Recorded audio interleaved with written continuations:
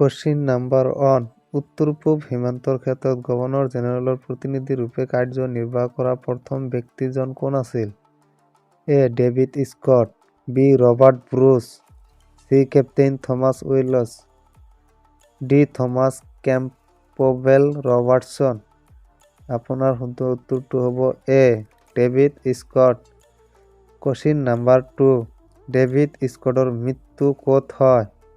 এ. গুৱাহাটীত, বি. ডিব্ৰুগড়ত, চি. শ্বিলঙত, ডি. চেৰাপুঞ্জীত। আপোনাৰ শুদ্ধ উত্তৰটো হ'ব ডি. চেৰাপুঞ্জীত। কোশ্চিন নাম্বাৰ 3 খামতিসকল আদিতে কি আছিল? এ. ব্ৰহ্মদেশৰ, বি. চীনৰ, চি. জাপানৰ, ডি. জাৰ্মানৰ। আপোনাৰ শুদ্ধ উত্তৰটো হ'ব এ. ব্ৰহ্মদেশৰ। কোশ্চিন নাম্বাৰ 4 উত্তৰ কাছাৰ পাৰ্বত্য এলেকাটো কোম্পানীৰ ৰাজ্যৰ অন্তৰ্ভুক্ত কৰাৰ সময়ত তাৰ ৰজা কোন আছিল? A. Nakulram, B. Tularam, C. Krishnachandra, D. Gobinda Chandra. আপোনাৰ শুদ্ধ উত্তৰটো হ'ব A. Nakulram. Question number 5 Mahatma Gandhi অসমলৈ প্ৰথম কেতিয়া আহিছিল? এ. 1921 চনৰ আগষ্ট মাহত, বি. 1923 চনৰ আগষ্ট মাহত, চি. 1925 চনৰ জুলাই মাহত, ডি. 1927 চনৰ ছেপ্টেম্বৰ মাহত। আপোনাৰ শুদ্ধ উত্তৰটো হ'ব এ. 1921 চনৰ আগষ্ট মাহত। কোশ্চিন নাম্বাৰ 6 অসমীয়া ভাষা উন্নতি সাধনী সভাৰ জন্ম কেতিয়া আৰু ক'ত হৈছিল? আপোনাৰ অপশ্যনত দিয়া আছে এ. 1886 চনৰ 22 আগষ্ট, বি. 1888 চনৰ 25 আগষ্ট, চি. 1887 চনৰ 23 আগষ্ট, ডি.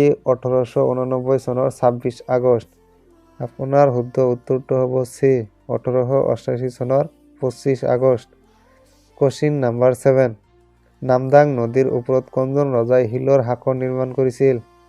এ. স্বৰ্গদেউ ৰাজেশ্বৰ সিংহই, বি. স্বৰ্গদেউ প্ৰমত্ত সিংহই, চি. স্বৰ্গদেউ গদাধৰ সিংহই, ডি. স্বৰ্গদেউ ৰুদ্ৰসিংহই। আপোনাৰ শুদ্ধ উত্তৰটো হ'ব ডি. স্বৰ্গদেউ ৰুদ্ৰসিংহই।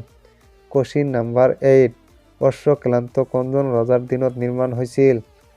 এ. স্বৰ্গদেউ শিৱ সিংহৰ দিনত, বি. স্বৰ্গদেউ ৰুদ্ৰসিংহৰ দিনত, চি. স্বৰ্গদেউ প্ৰমত্ত সিংহৰ দিনত, ডি. স্বৰ্গদেউ ৰুদ্ৰসিংহৰ দিনত।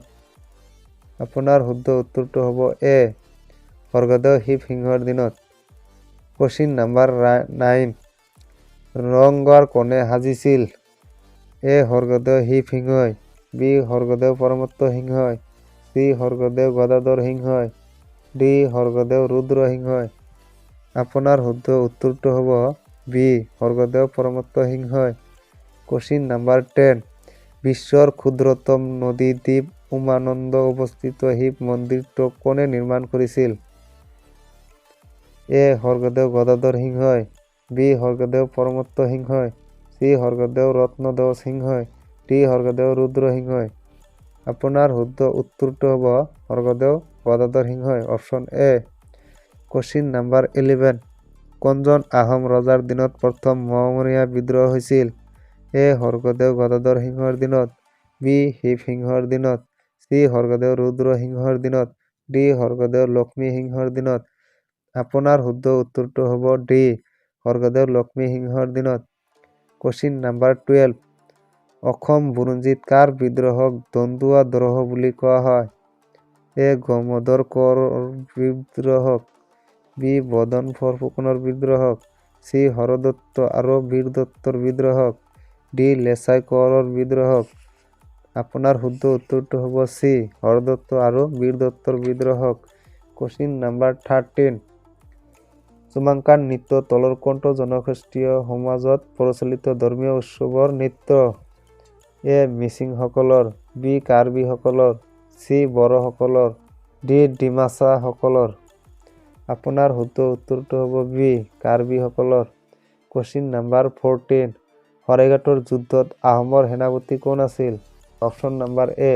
মোমাই তামুলী বৰুৱা, বি. গোমধৰ কোঁৱৰ, চি. লাঙি গদাপাণি, ডি. লাচিত বৰফুকন। আপোনাৰ শুদ্ধ উত্তৰটো হ'ব D. Lachit Borphukan. Question number 15 অসমীয়া সাহিত্য সংস্কৃতিৰ প্ৰাণ পুৰুষ বুলি কাক কোৱা হয়?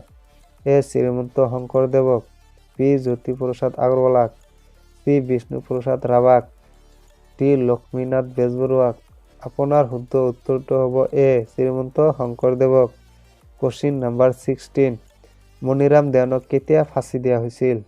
এ 1848 চনৰ 22 ফেব্ৰুৱাৰীত, বি 1858 চনৰ 26 ফেব্ৰুৱাৰীত, চি 1859 চনৰ 26 ফেব্ৰুৱাৰীত, ডি 1860 চনৰ 26 ফেব্ৰুৱাৰীত।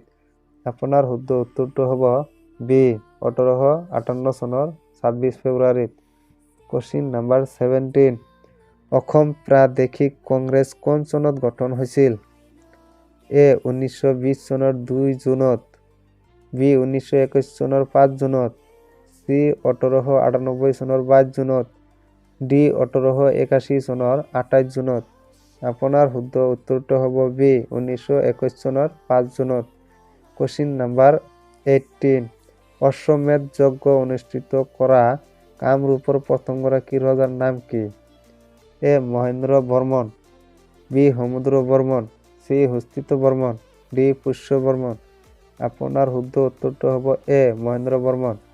কোশ্চিন নাম্বাৰ 19, কোনগৰাকী কমতা ৰাজ্যৰ ৰজাৰ দিনত দিল্লীৰ চুলতান মহম্মদ বিন তুগলকে দুবাৰকৈ কমতা ৰাজ্য আক্ৰমণ কৰিছিল? এ ধৰ্মনাৰায়ণৰ, বি দুৰ্লভ নাৰায়ণৰ, চি ৰূপনাৰায়ণৰ, ডি ইন্দ্ৰনাৰায়ণৰ। আপোনাৰ শুদ্ধ উত্তৰটো হ'ব বি দুৰ্লভ নাৰায়ণৰ। কোশ্চিন নাম্বাৰ 20, খেন বা খেন বংশৰ প্ৰতিষ্ঠাপক ৰজাজনৰ নাম কি? এ আৰিমত্ত, বি চক্ৰধ্বজ, চি নীলাম্বৰ, ডি নীলধ্বজ। আপোনাৰ শুদ্ধ উত্তৰটো হ'ব ডি নীলধ্বজ।